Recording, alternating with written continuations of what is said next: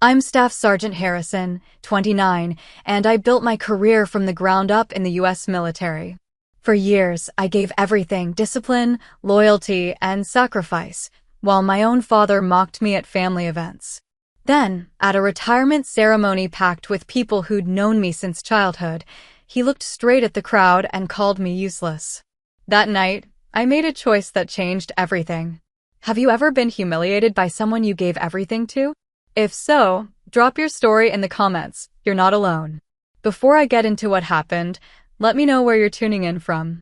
And if you've ever had to stand up for yourself after being written off, hit that like button and subscribe for more true stories about setting boundaries and reclaiming your worth. What happened next might surprise you. Looking back, I should have seen it coming. The signs were there, scattered across years of family dinners and holiday gatherings like breadcrumbs leading to inevitable disappointment. My father had always been particular about appearances, about maintaining his position as the family patriarch who knew best about everything and everyone. But somewhere along the way, his need to be right had curdled into something meaner. It started with small things. I'd mention a training exercise or a commendation, and he'd find a way to diminish it. "Well, they have to give those out to everyone these days," he'd say, not quite looking at me. Or when I talked about my unit's deployment preparations, he'd change the subject to my cousin's new job at the insurance company, as if selling policies required more skill than military logistics. The jokes came next. At my uncle's birthday party, when someone asked about my career, Dad launched into what he called his military humor. He'd salute dramatically and march around the kitchen, getting laughs from relatives who didn't know better. "She thinks she's tough now," he'd say, grinning at his audience. "Wait until she faces real pressure in the civilian world." I learned to smile through it. Family dynamics are complicated, and I told myself he was just old-fashioned, uncomfortable with his daughter choosing a path he didn't understand. Military service wasn't common in our family. Maybe he was worried, expressing concern in the only way he knew how. But the comments got sharper, more personal. During my sister's engagement party, he introduced me to her fiancé's parents as our career soldier. The way he said it made it sound like a disease. When they asked about my rank and responsibilities, he interrupted. "She likes giving orders," he said. "Always has, even as a kid. Bossy little thing." The fiancé's father, a veteran himself, looked uncomfortable. He tried to steer the conversation toward my actual duties, my training, the leadership opportunities I'd been given. Dad listened with a fixed smile that never reached his eyes. Later, when the veteran shook my hand and told me he respected my service, Dad was already at the bar, holding court with different relatives. I began to notice how he positioned himself during these conversations. He'd stand just close enough to interrupt, to redirect attention back to himself or to topics where he felt more authoritative. If someone asked about my deployment, he'd mention his friend's son who'd gotten out of the military and now ran his own business. If they showed interest in my training, he'd pivot to his own experiences managing people at the factory where he worked. The pattern became predictable. Any discussion of my achievements would trigger his need to minimize them, to remind everyone present that whatever I'd accomplished wasn't as impressive as it seemed. He never said anything directly cruel, nothing that would make him look bad in front of others. He was too smart for that. Instead, he'd use humor, subtle digs, and strategic interruptions to keep me from looking too successful in comparison to his own life choices. My mother saw it, but said nothing. She'd give me apologetic looks across the room, then busy herself with dishes or small talk. My sister was usually too distracted by her own life to notice the undercurrents. It became clear that challenging him would make me the problem, the one causing family drama over harmless teasing. So I adapted. I stopped sharing details about work. When relatives asked about my career, I'd give brief, modest answers and quickly ask about their lives instead. I learned to deflect attention before Dad had the chance to diminish whatever I might say. It was easier than fighting battles I couldn't win, especially in public settings where he held home field advantage. But the resentment built slowly, like sediment in still water. Every dismissed achievement, every interrupted conversation, every joke made at my expense accumulated into something heavier. I found myself preparing for family events like military operations, strategizing how to avoid giving him ammunition, how to minimize opportunities for his casual cruelty. The worst part wasn't the public embarrassment. It was the private knowledge that he enjoyed it. I'd catch him watching me sometimes after he'd made a particularly cutting remark, gauging my reaction with the satisfied look of someone who'd successfully landed a blow. He knew exactly what he was doing, and he knew I wouldn't call him out in front of family. This dynamic had been building for 2 years when my promotion review came up. I'd been working toward this advancement for months, putting in extra hours, taking on additional responsibilities, proving myself ready for increased leadership duties. My commanding officers had been supportive, and early feedback suggested I was likely to advance. But at home, I kept the details to myself. Past experience had taught me that sharing professional milestones with Dad only provided him with more material for his repertoire of diminishing remarks. Better to let him find out after the fact, when there would be less opportunity for him to undermine my confidence during the evaluation process. The irony wasn't lost on me. In my professional life, I was respected, trusted with significant responsibilities, valued for my judgment and leadership abilities. My superiors and peers saw me as competent and reliable. But in my family home, I felt like I was constantly defending my worth against someone who seemed determined to prove I had none. I realized I'd been living 2 separate lives, the confident soldier who earned recognition and advancement through merit, and the diminished daughter who absorbed criticism and doubt in silence. The disconnect was becoming harder to maintain, and I knew something would have to give eventually. What I didn't anticipate was how dramatically that moment would arrive, or how public the breaking point would be. But looking back now, I can see that everything was building toward that night when Dad's need to belittle me would finally collide with circumstances beyond his control. The foundation was already cracked. All it needed was the right pressure to bring everything crashing down. The invitation came on official letterhead, requesting our family's presence at a retirement ceremony for one of Dad's former colleagues. It was the kind of community event he loved, formal enough to require his best suit, large enough to provide an audience for his opinions, filled with people who knew our family history and would expect him to hold court. I should have made an excuse. Work obligations, training schedules, anything that would have kept me away from what was clearly going to be a challenging evening. But my mother had already RSVP'd for all of us, and backing out would have required explanations I wasn't prepared to give. The venue was the community center downtown, decorated with balloons and photographs spanning 40 years of the honoree's career. Round tables filled the main hall, each seating 8 people. Dad immediately began working the room, greeting old friends and colleagues, positioning himself at the center of every conversation with the practiced ease of someone who'd been playing this role for decades. I stayed close to my mother and sister, making polite conversation with people I'd known since childhood. Teachers from my old school, neighbors from our street, family friends who remembered when I'd announced my intention to enlist. Most were genuinely interested in my military career, asking thoughtful questions about my experiences and expressing pride in my service. Dad circulated through different groups, always managing to insert himself when someone was talking to me. If a neighbor asked about my current assignment, he'd appear beside us to add context about how difficult military life was for families, how much worry it caused parents. If a teacher mentioned being proud of my achievements, he'd chuckle and remind them how headstrong I'd always been, how the military was probably the only place that could handle my stubborn personality. The comments weren't overtly hostile, but they carried an edge that people seemed to sense without fully understanding. Conversations would grow slightly awkward after his contributions, as if everyone recognized something was off, but couldn't pinpoint exactly what. As the evening progressed and the crowd grew larger, Dad's comments became bolder. During cocktail hour, while I was talking to Mrs. Patterson, my old math teacher, about leadership challenges in my unit, he joined our conversation with a drink in his hand and a story about his friend's son who'd left the military to start a successful landscaping business. "That's real entrepreneurship," he said, looking directly at me. "Building something from nothing instead of just following orders all the time." Mrs. Patterson looked confused by the non sequitur. I smiled politely and excused myself to find the restroom, needing a few minutes away from the growing tension. When I returned, Dad had found his way to a table of his former coworkers, men who'd known him for 20 years and still saw him as the competent supervisor he'd been at the factory.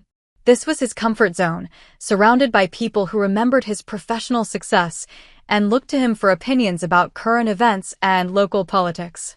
I was standing with my sister near the bar when I heard him start talking about military recruitment standards.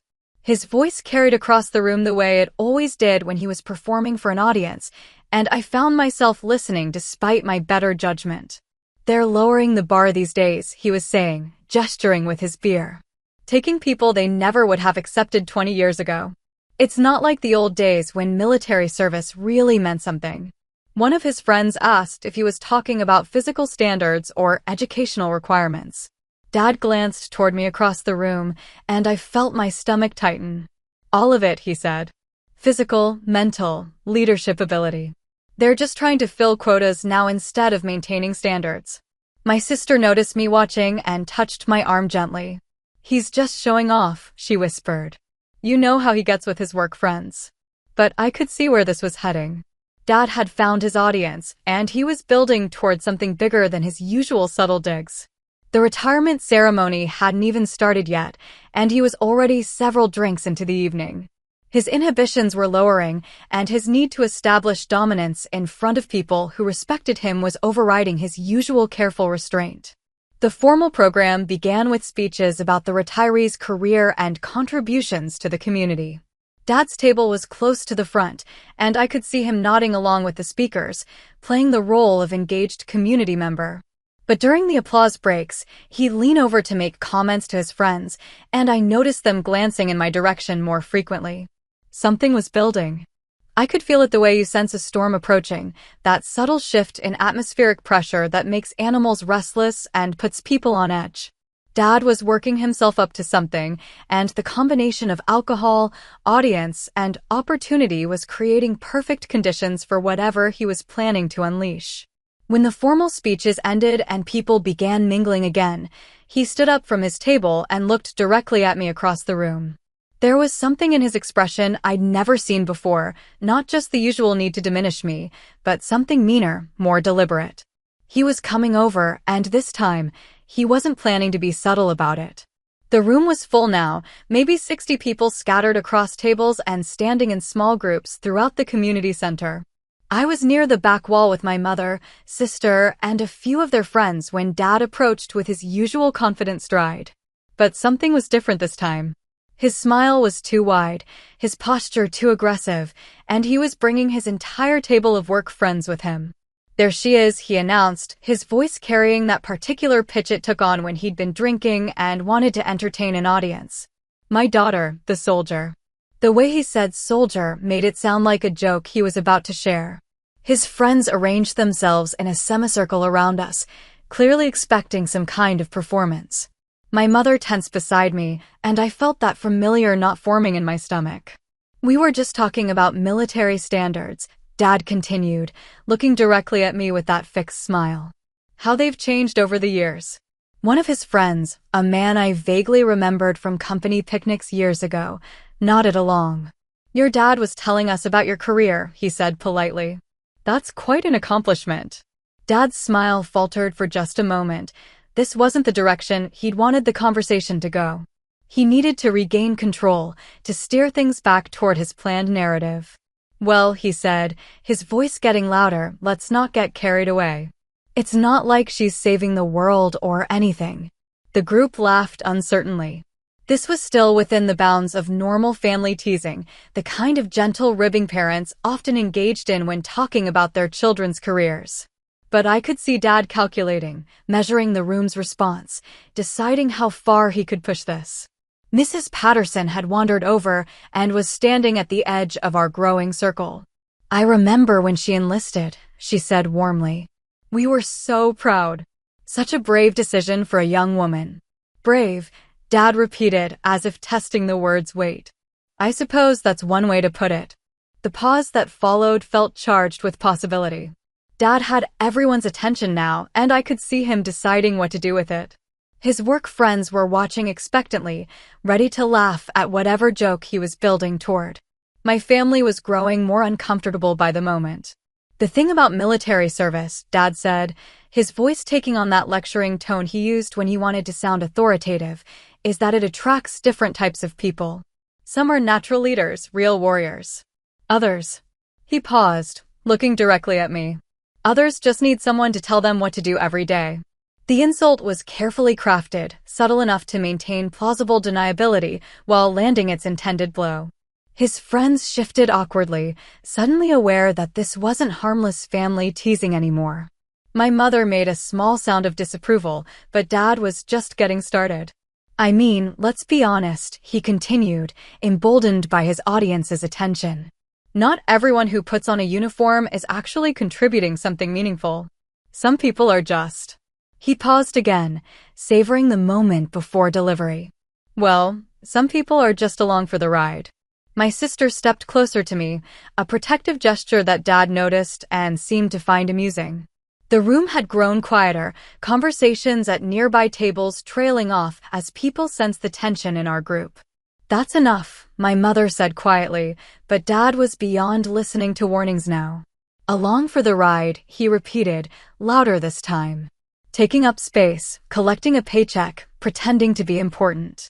His eyes were locked on mine now, and his smile had transformed into something cruel. "Some people think putting on a uniform automatically makes them special, but the truth is—" He looked around the circle, making sure he had everyone's complete attention before delivering what he clearly considered his finishing blow. "The truth is, she's nothing but a burden. Useless." The words hit the air like a physical force. The circle around us went completely silent, and I could feel people at other tables turning to stare. Dad stood there with that satisfied expression he wore after landing what he considered a particularly clever insult, waiting for his audience to reward him with laughter. Instead, there was horrified silence. His work friends looked mortified. Mrs. Patterson's mouth had fallen open.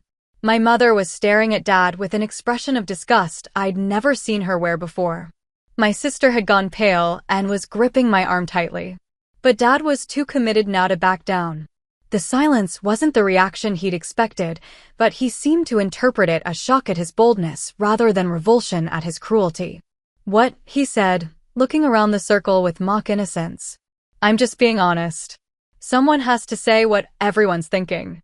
A few people started to drift away from our group, clearly uncomfortable with being witnesses to whatever this was becoming. But Dad's work friends remained, trapped between loyalty to their colleague and embarrassment at his behavior.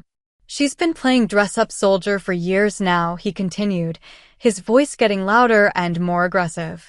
"Pretending to be important, acting like she's doing something that matters. But when you strip away all the military pageantry, what's left? Nothing. She's nothing but a burden on the taxpayers. Nothing but—" "Stop it." My voice cut through his monologue, quiet but firm enough to silence him mid-sentence. Dad looked genuinely surprised that I'd spoken. In all our previous encounters, I'd absorbed his attacks in silence, refusing to give him the satisfaction of a reaction. But something about this moment, the public nature of the humiliation, the calculated cruelty of his words, the satisfied expression he wore while destroying my reputation in front of people I'd known my entire life, had finally pushed me past my limit. "Just stop," I repeated, looking directly at him. For a moment, we stared at each other across a silence that felt fragile and dangerous. Dad's expression showed confusion first, then anger at having his performance interrupted. I could see him calculating whether to escalate further or attempt to regain control through humor. Before he could decide, I turned and walked away from the circle, from the stares, from the whispered conversations that were already beginning. I needed air, space, distance from whatever had just happened and whatever was about to happen next. Behind me, I could hear Dad trying to recover, making jokes about military sensitivity and the inability to take honest criticism. But his audience was no longer with him. The spell had been broken, and everyone could see what he really was. I found myself in the parking lot, standing beside my car in the humid evening air, trying to process what had just happened. Through the community center's windows, I could see the party continuing, people moving between tables and conversations resuming. But something fundamental had shifted, and there was no going back to the way things were before. My phone buzzed with a text from my sister. "Mom's driving me home. You don't have to come back in." The relief I felt at having an escape route was immediately followed by a deeper realization. This wasn't just about one terrible evening or one public humiliation. This was the culmination of years of accumulated resentment, the inevitable result of a dynamic that had been building toward this moment since I first chose a path that threatened Dad's sense of authority over my life. He'd called me useless in front of 60 people, including neighbors, teachers, and family friends who'd watched me grow up. He'd done it deliberately, with calculation and forethought, timing his attack for maximum impact and audience. There was no walking this back, no pretending it was a joke or a misunderstanding or the result of too many drinks. This was who he was. Who he'd always been, beneath the careful presentation of concerned parent and community leader. And now everyone had seen it. I drove home in silence, replaying the evening's events and trying to understand how we'd arrived at this point. The signs had been there for years, but I'd chosen to interpret them charitably, to give him the benefit of the doubt, to assume his behavior came from concern rather than malice. I'd been wrong. Over the next few days, the calls began. Mrs. Patterson phoned to check on me and express her shock at Dad's behavior. Neighbors stopped by with casseroles and awkward condolences, as if someone had died. My sister fielded questions from relatives who'd heard various versions of what happened and wanted to know if the stories were true. Dad, meanwhile, seemed to believe he could weather this like he'd weathered previous family conflicts, by waiting for things to blow over and then resuming his position as patriarch. He called my apartment twice, leaving messages that blamed my overreaction and suggested I was being overly sensitive about what he characterized as honest feedback. I didn't return his calls.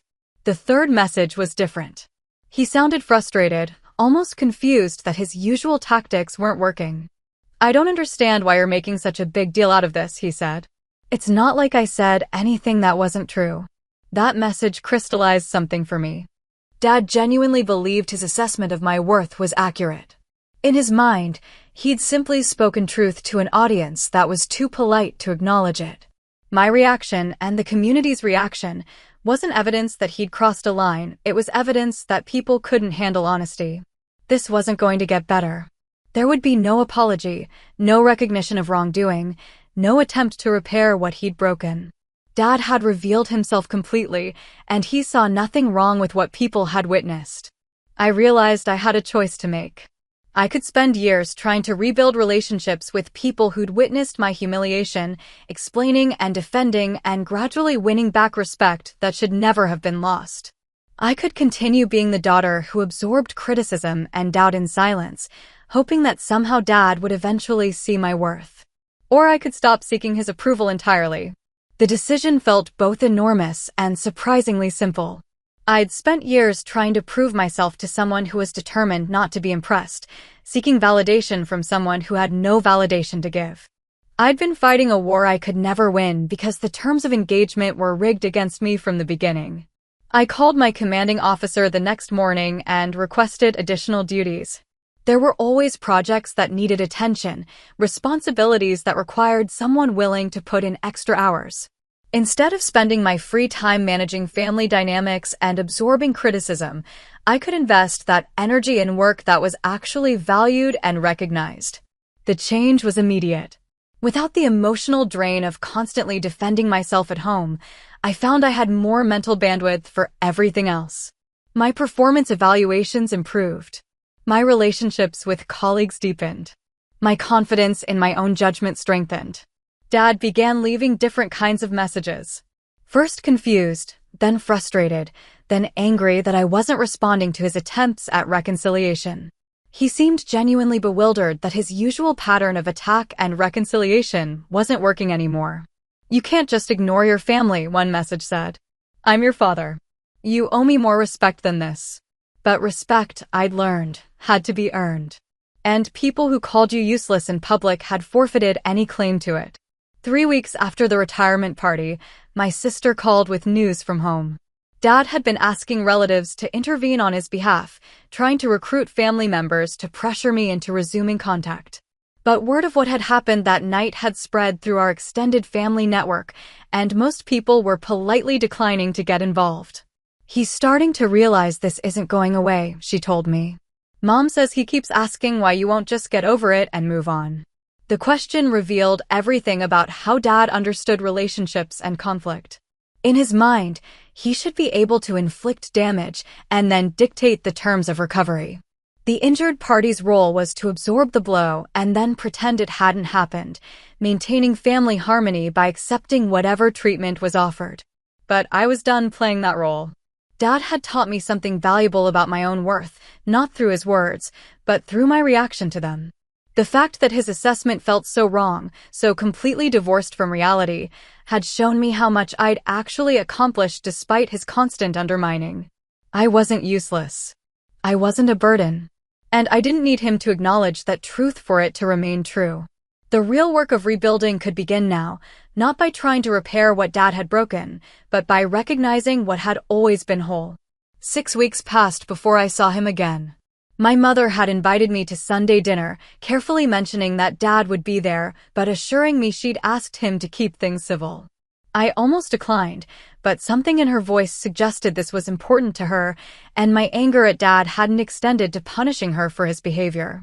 I arrived to find the house unusually quiet.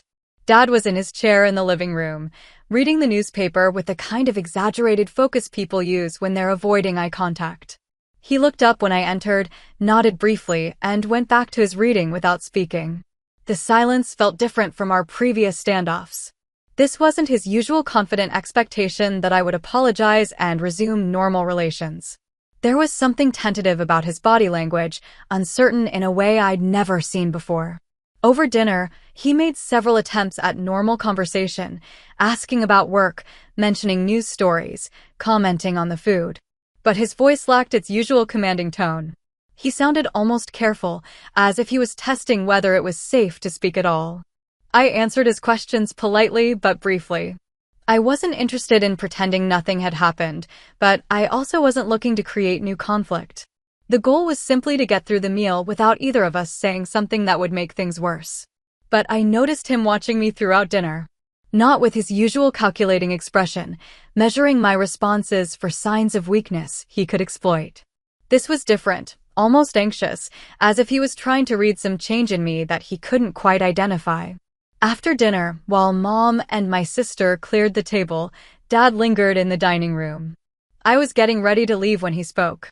"People are still talking about what happened at the retirement party," he said, his voice lower than usual. I looked at him, waiting to see where this was going. "Some of my friends at work have been asking questions," he continued, making comments. This was as close to an acknowledgement as I was likely to get, not an apology for what he'd said, but recognition that there had been consequences he hadn't anticipated. "What kind of comments?" I asked. He shifted uncomfortably in his chair. "They think I was too hard on you. That I went too far." The fact that his concern centered on what other people thought rather than what he'd done to me was revealing, but not surprising. Dad's sense of right and wrong had always been externally calibrated, based on social approval rather than internal moral compass. "What do you think?" I asked. The question seemed to catch him off guard. He looked at me for a long moment, and I could see him struggling with concepts that didn't come naturally to him: introspection, accountability, the possibility that his judgment might have been wrong. "I think," he said finally, "that maybe I should have said those things privately instead of in front of everyone." It was a strategic concession, acknowledging the tactical error while avoiding responsibility for the underlying cruelty. But it was more than I'd expected from him, and I recognized it as the closest thing to an apology I was likely to receive. "The problem wasn't the audience," I said quietly. "The problem was calling your daughter useless at all." He stared at the table for a moment, processing this distinction. When he looked up, his expression showed genuine confusion. "But if I think something's true," he said, "shouldn't I be able to say it?" The question revealed the fundamental gap between us. Dad genuinely didn't understand the difference between honest assessment and deliberate cruelty, between constructive criticism and public humiliation. In his mind, his opinion about my worth was simply factual information that others needed to hear. "Not everything that's true needs to be said," I replied. "And not everything you think is true actually is." This concept seemed to perplex him even more. The idea that his judgments might be flawed, that his perspective on my life and career might be incomplete or biased, was clearly difficult for him to process. We sat in uncomfortable silence for several minutes. Dad seemed to be waiting for me to offer some path back to normal relations, some signal that we could resume our previous dynamic with minor adjustments. But I had no interest in returning to a relationship built on my acceptance of his right to diminish me. Finally, he spoke again. "So what happens now?" "I don't know," I said honestly. "That depends on whether you can see me as something other than a disappointment." He looked genuinely startled by the directness of this challenge. But before he could respond, my mother called from the kitchen that dessert was ready, and the moment was lost. I left shortly afterward, driving home with the sense that something significant had shifted but remained unresolved. Dad had been forced to confront the consequences of his behavior, but he hadn't yet grappled with the behavior itself. He was sorry that other people disapproved of what he'd done, but he wasn't sorry for doing it. Still, something had changed in the power dynamic between us. For the first time in our relationship, Dad seemed unsure of his position, uncertain about his authority over my life and choices. The retirement party had stripped away his ability to diminish me with impunity, and he was struggling to figure out how to relate to me without that familiar tool. It wasn't reconciliation, but it was a beginning. A recognition that the old patterns couldn't continue, even if neither of us yet knew what would replace them. The real test would come when he had to choose between defending his original position and accepting that he'd been wrong about me all along. The next 2 months passed quietly. Dad stopped leaving messages on my answering machine, and our family dinners developed a cautious politeness that felt fragile but functional. He still made occasional comments about military life and government spending, but they lacked his previous personal edge. It was as if he'd learned to avoid direct attacks while not yet understanding why they'd been problematic in the first place. Work had become my primary focus in ways it never had before. Without the emotional drain of managing family conflicts, I found myself taking on additional responsibilities and genuinely enjoying the challenges they presented. My commanding officer, Major Rodriguez, had begun assigning me to higher-profile projects, and my performance evaluations consistently exceeded standards. The promotion review I'd been working toward was scheduled for early November. The process would involve written assessments from superiors and peers, a formal interview with the promotion board, and evaluation of my leadership performance over the previous 18 months. I felt confident about my chances, but I'd learned not to count on anything until it was officially announced. I didn't mention the upcoming review to my family. Past experience had taught me that sharing professional milestones with Dad only provided ammunition for his criticism, and I wanted to keep this process separate from family dynamics. If I was promoted, there would be time to share the news afterward. If I wasn't, I could process the disappointment without his commentary on my shortcomings. The interview with the promotion board went well. 3 senior officers asked detailed questions about my leadership philosophy, my handling of specific challenging situations, and my vision for increased responsibilities. I left the meeting feeling like I'd represented myself accurately and professionally. 2 weeks later, Major Rodriguez called me into his office. "The promotion board has made their decision," he said, gesturing for me to sit down. "Congratulations, Sergeant. Your promotion to Staff Sergeant has been approved, effective immediately." The relief and pride I felt were immediately complicated by the knowledge that this achievement would have to be shared with a family that had spent years questioning my confidence. But for the first time, that complication felt manageable. Dad's opinion of my promotion couldn't diminish what I'd actually accomplished or the recognition I'd earned from people qualified to evaluate military performance. I called my mother that evening to share the news. Her excitement was genuine and immediate. She'd always supported my career, even when she hadn't understood it. When I asked her not to mention it to Dad yet, she agreed without asking for explanation. "I want to tell him myself," I said, though I wasn't sure when or how that conversation would happen. The opportunity came the following Sunday. Dad was in an unusually good mood, talking about improvements he was making to the house and asking my opinion on paint colors for the kitchen. The normalcy of the conversation felt strange after months of careful politeness, but it also created an opening I hadn't expected. "I have some news," I said during a lull in the discussion about cabinet hardware. Dad looked up from his coffee, and I saw his expression immediately become guarded. Good news from me had traditionally triggered his need to minimize whatever I'd accomplished. "I was promoted last week," I said simply, to staff sergeant. The silence that followed was different from our previous confrontations. Dad didn't look angry or dismissive. Instead, he seemed to be calculating, trying to figure out the appropriate response to information that challenged his established narrative about my capabilities. He started, then stopped. How many people were being considered? The question was his old pattern, looking for ways to contextualize my achievement as less impressive than it appeared. But something in his tone suggested he was asking out of habit rather than genuine desire to diminish what I'd accomplished. "I don't know the exact numbers," I said, "but it's a competitive process. Not everyone who applies gets promoted." He nodded slowly, processing this information. I could see him struggling between his instinct to find flaws in my success and some newer understanding that this kind of response was no longer acceptable. "Well," he said finally, "that's good news." It wasn't enthusiasm, but it wasn't criticism either.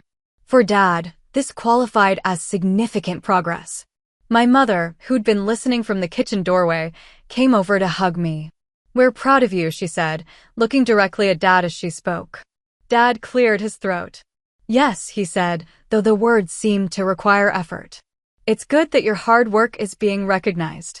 The acknowledgement felt awkward and incomplete, but it represented a fundamental shift in his approach to my achievements. Instead of reflexively minimizing them, he was making an effort to respond appropriately, even if appropriate didn't come naturally to him. Over the following weeks, I noticed other small changes. When relatives called to congratulate me on the promotion, Dad didn't interrupt to add commentary about military promotion standards or compare my achievement to civilian accomplishments. When neighbors asked about my career, he answered their questions directly instead of steering the conversation toward topics where he felt more authoritative. The changes weren't dramatic, and they didn't erase years of accumulated damage.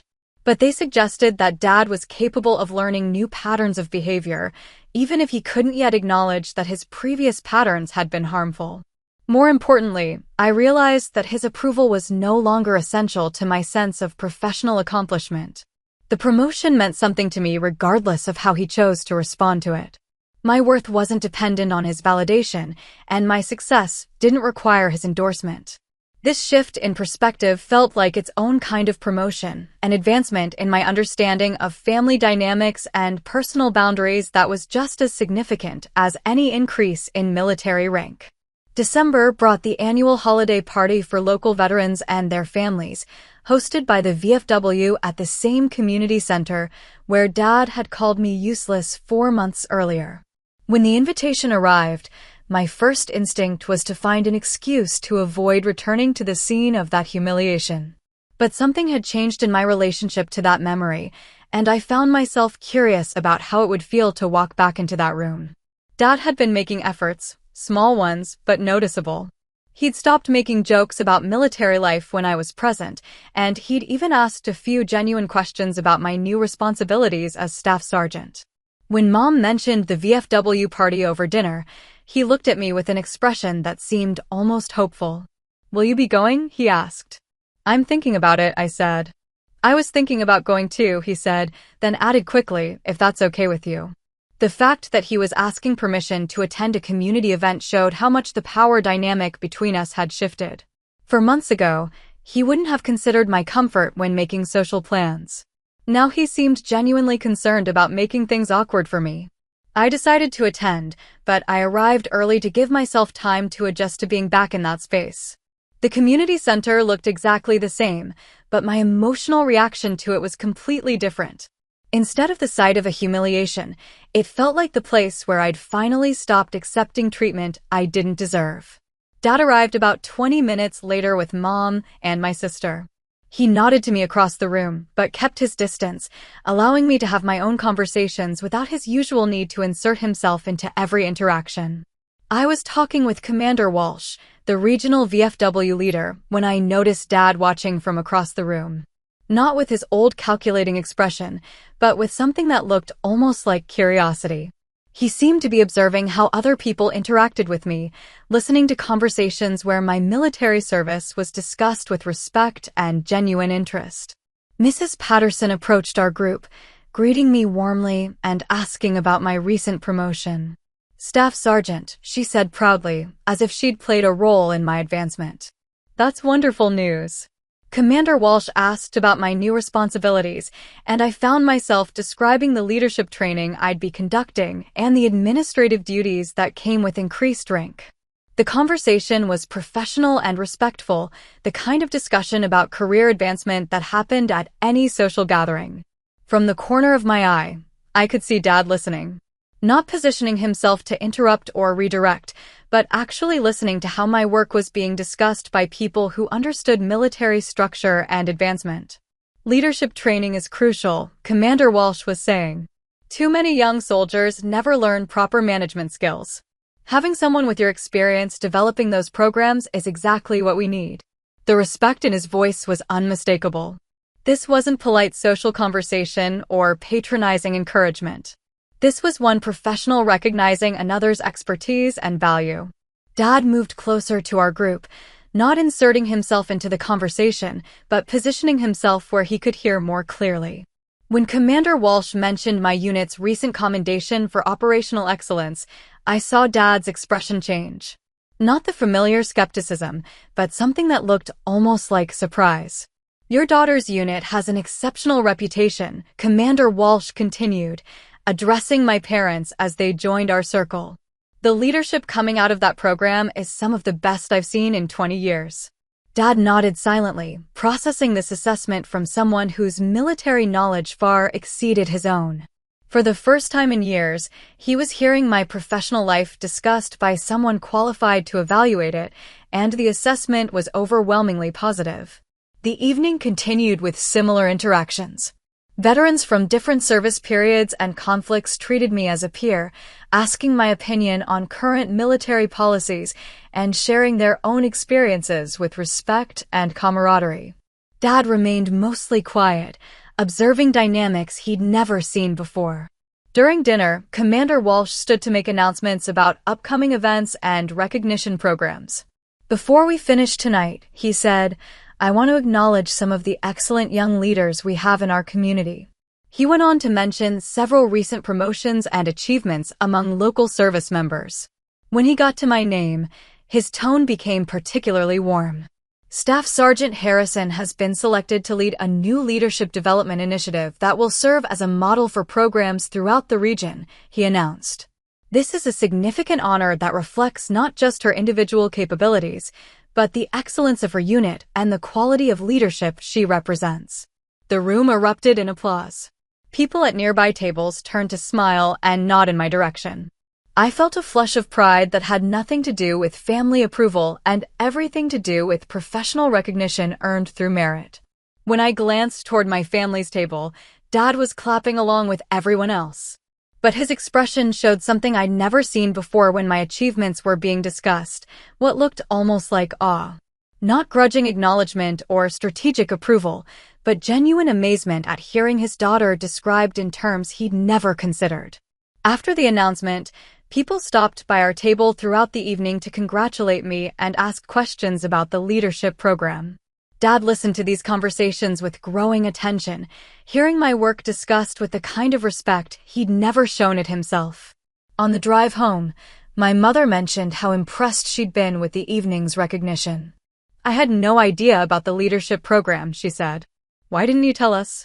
"I wanted to make sure it was finalized before mentioning it," I said, though the real reason was my ingrained habit of protecting professional achievements from family criticism. Dad was quiet during the drive, but when we reached my apartment, he asked if he could walk me to the door. We stood in the awkward silence of the building's entryway before he spoke. "I didn't realize," he said slowly, "how seriously other people take your work. It was a strange way to phrase an acknowledgement, but I understood what he was trying to say. Dad had spent years dismissing my military service as unimportant government work, never considering that people with actual military experience might evaluate it differently. Commander Walsh seems to think you're doing something significant, he continued. Commander Walsh knows what he's talking about, I said simply. Dad nodded, processing this information. I suppose he would, he said finally. It wasn't an apology for years of dismissive comments or a recognition that his assessment of my worth had been wrong. But it was an admission that other perspectives might be more informed than his own, which represented significant progress for someone who'd spent decades assuming his opinions were automatically correct. The leadership program, he said hesitantly, that sounds like important work. It is, I said. We stood there for another moment, both of us recognizing that something fundamental had shifted between us. Dad had been forced to confront evidence that contradicted his established narrative about my capabilities, and he was struggling to integrate this new information into his understanding of our relationship. Well, he said finally, congratulations on the recognition. It wasn't the enthusiastic support I'd once hoped for, but it was genuine acknowledgement offered without calculation or underlying criticism. For Dad, this represented a complete reversal of his previous approach to my achievements. As I watched him walk back to the car, I realized that the evening had been more than just professional recognition. It had been an education for Dad about the gap between his perceptions and reality, delivered by people whose expertise he couldn't dismiss or minimize. The real test would be whether this new understanding would translate into lasting changes in how he treated me, or whether he'd find ways to return to his old patterns once the immediate impact of the evening faded. The call came on a Tuesday morning in January, just as I was finishing my report on the first phase of the Leadership Development Program. Major Rodriguez asked me to come to his office immediately, and the urgency in his voice suggested something significant was happening. We've received a request from Regional Command, he said as I sat down across from his desk. They want you to present the leadership program at the quarterly commanders conference next month. The implications hit me immediately. The quarterly conference brought together senior officers from across 3 states, representing hundreds of units and thousands of personnel. Having my program selected for presentation at that level meant it was being considered for implementation throughout the entire region. This is a major opportunity, Major Rodriguez continued. If the presentation goes well, you could be looking at a permanent assignment to Regional Command to oversee program development across multiple installations. The possibility of such rapid career advancement was both exciting and daunting. I'd been working toward increased responsibility, but this would represent a significant leap beyond anything I'd anticipated. The presentation is scheduled for February 15th, he said. That gives you about 3 weeks to prepare. You'll be presenting to a room full of colonels and generals, so everything needs to be perfect. Over the following weeks, I threw myself into preparation with an intensity that surprised even me. The program materials needed to be polished to the highest standard, the presentation slides refined until every detail was exactly right, and my delivery practiced until it felt natural and confident. I didn't mention the upcoming presentation to my family initially.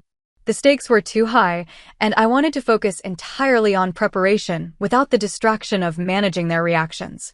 But as the date approached, the significance of the opportunity made it feel wrong to keep it completely secret. I told my mother first, during one of our weekly phone calls. Her excitement was immediate and overwhelming. That's incredible, she said. To think they're asking you to teach other officers. I'm so proud of you. It's just a presentation, I said, though I was downplaying the significance more out of superstition than modesty. It's not just anything, she said firmly. This is recognition at the highest level.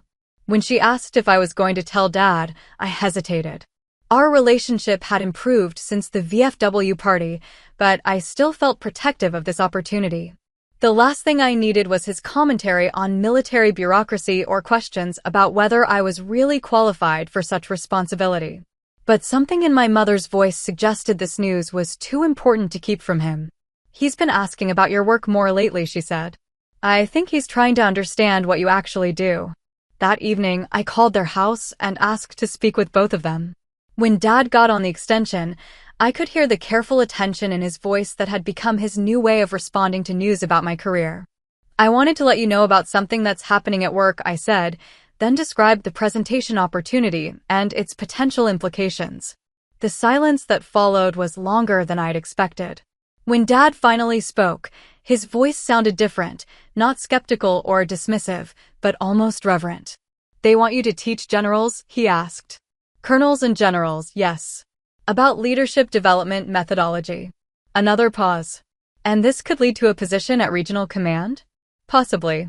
If the presentation goes well and they decide to implement the program more broadly. I could hear him processing this information, trying to reconcile it with his long-standing assumptions about my career trajectory and capabilities. He started, then stopped. That's a big responsibility. It is, I agreed. You must be nervous, my mother said. I'm prepared, I said. I've been working on this program for months, and I know the material inside and out. Of course you do, Dad said, and there was something in his tone I'd never heard before when he talked about my work, what sounded almost like pride. The presentation day arrived with unexpected snow, creating travel delays that had me worried about reaching the regional headquarters on time. But I'd planned for contingencies, and I arrived with plenty of time to set up my materials and test the audio-visual equipment.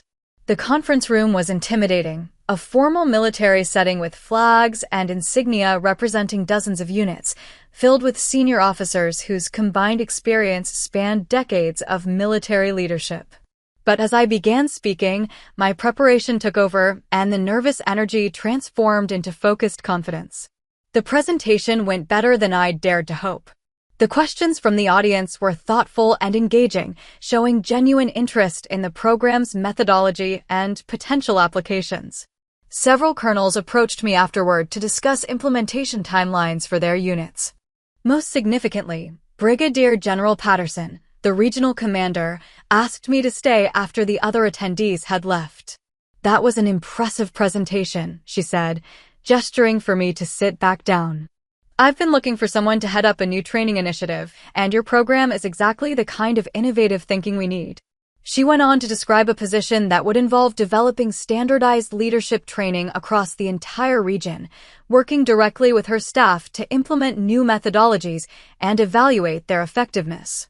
It would mean a promotion to Sergeant First Class and reassignment to Regional Command Headquarters, she said. Are you interested? The offer exceeded every professional goal I'd set for myself. But more than the advancement, it represented validation from the highest levels of military leadership that my work had genuine value and importance. I accepted on the spot. The drive home that evening felt surreal. In the span of 6 hours, my entire career trajectory had changed. I was moving from unit-level instruction to regional program development, from staff sergeant to senior non-commissioned officer, from local recognition to regional responsibility. When I called my parents that night to share the news, Dad answered the phone first. How did it go? He asked, and I could hear genuine anxiety in his voice, as if my success had become important to him. It went very well, I said. Actually, it went better than well.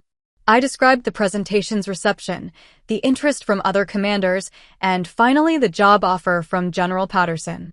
The silence that followed was so long I thought the connection had been lost. Dad? Are you there? I'm here, he said, his voice thick with emotion I couldn't quite identify. I'm just trying to understand what you're telling me. They offered me a position at Regional Command, I repeated. Developing training programs for the entire region. And you accepted? I accepted. Another long pause. When he spoke again, his voice was barely above a whisper. I'm proud of you, he said. The words hit me with unexpected force. Not because I'd been waiting to hear them, I'd long since stopped needing his approval, but because they represented such a complete reversal of everything he'd ever said about my career and capabilities. Thank you, I said simply. No, he said, his voice stronger now. Thank you. For proving me wrong about everything.